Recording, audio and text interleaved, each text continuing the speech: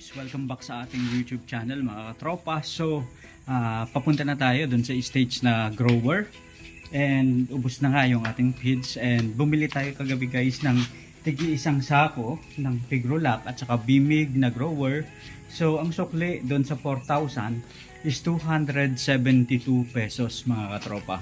Mapagpalang araw sa inyo mga katropa. So, nandito tayo ngayon dito sa ating babuyan at ito nga yung mga alaga nating baboy. So kumakain sila ngayon mga katropa.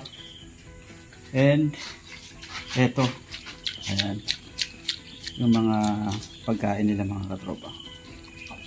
And ayun din yung ating mga manok dun sa kabila. So malalaki na. And wait natin mga katropa na maubos nila itong pagkain nga nila. So, ibig sabihin nito mga katropa is papasok na sila dun sa stage na grower stage. And mag-i-start na tayo na magpurga sa mga alagang baboy natin. Ibig sabihin bago tuluyang lumipat sa grower, ipupurgahin natin itong mga alaga nating baboy mga katropa.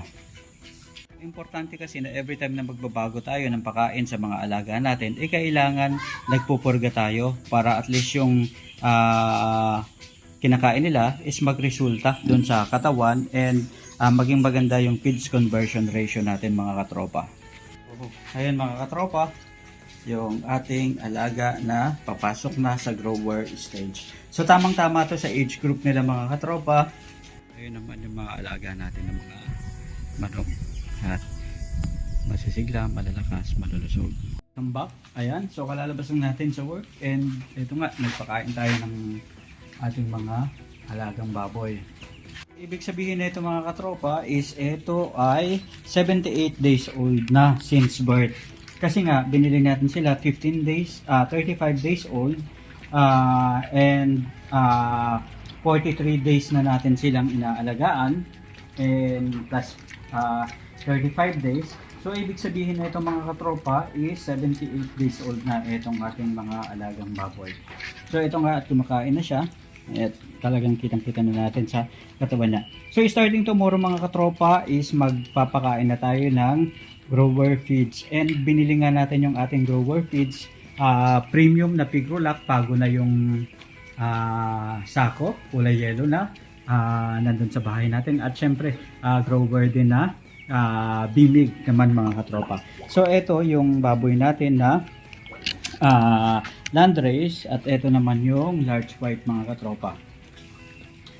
By the way, yung painumin nito is sinaluan pa rin natin mga katropa ng ELEC-B o electrolytes. Ayan, so since yung panahon ngayon, klima, dito sa atin is laging paulan-ulan, paambon-ambon, pabago-bago. Kaya importante na naglalagay tayo. And magpupurga rin pala tayo mga katropa 1 or 2 days. 2 days to 3 days after natin na magpalit ng pakain para at least masiguro natin na lumaki sila na malulusog, malalakas at masisigla. And yung FCR kasi ang importante yung feeds conversion ratio na makita natin sa katawan nila yung kinakain nila. So katulad na lang nitong mga starter na naubos nila nga and kitang-kita naman natin sa katawan ng mga alaga nating baboy na malulusog, malalakas at masisigla. And syempre mga magaganda, mahahaba na yung mga katawan mga katropa. Katropa, pakakainin naman natin itong mga alaga natin na mga manok na ika 16 days old na ngayon since nabili natin sila mga katropa.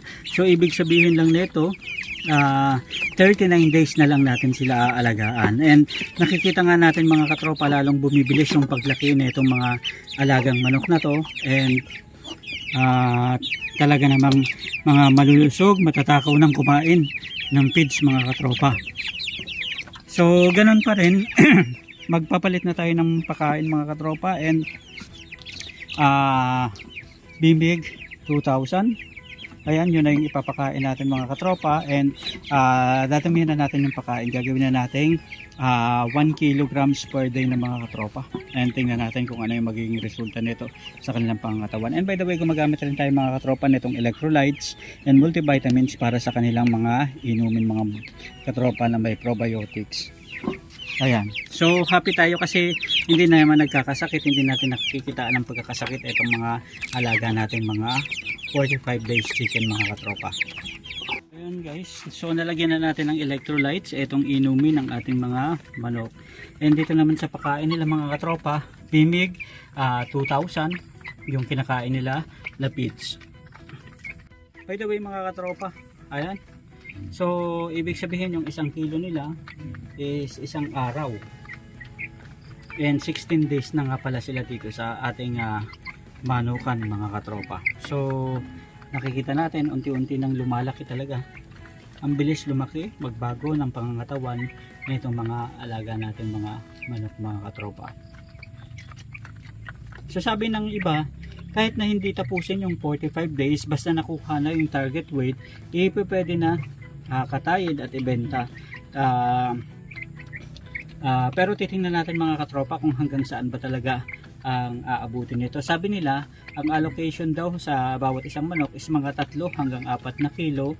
And kung magli 5 kilo kasi mga katropa is maaari kang malugi kapag masyadong mababa yung presyuhan sa market. So titingnan natin kung ano ba yung magiging resulta nito mga katropa, kung magiging profitable ba yung pag-aalaga ng 45 days chicken at pwede nga ba at posible nga bang kumita dito kahit backyard lang mga katropa.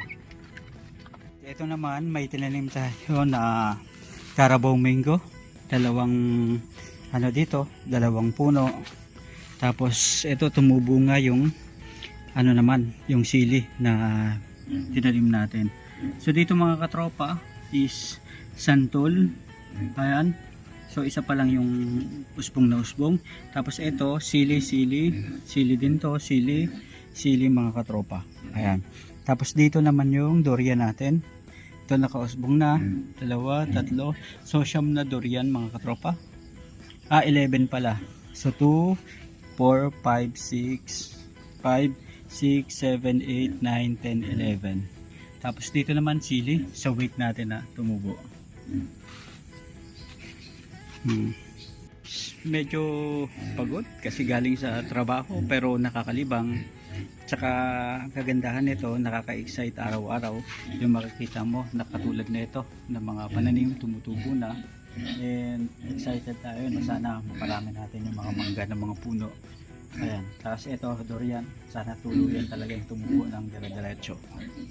So ibig sabihin ang grower ngayon is yung sa 2 sako natin, ibig sabihin 272 yung sukli sa atin. So 72, 8, 20, 28. Ayan. So, ibig sabihin 3,728 ang 2 sako mga katropa ng Bimig at saka Pigrulac na grower. So, ganyan nakamahal ang magpalaki ng baboy ngayon. So, first phase pa lang yan mga katropa ng pagpasok natin dito nga sa grower stage ng ating mga alaga. So ibig sabihin 4 na sako pa yung bibili natin. So mga kulang-kulang 7.5 pa yung magagastos natin na pakain ng mga alagang baboy. So tomorrow start na tayo dun sa bagong sako na grower na nabili natin mga katropa.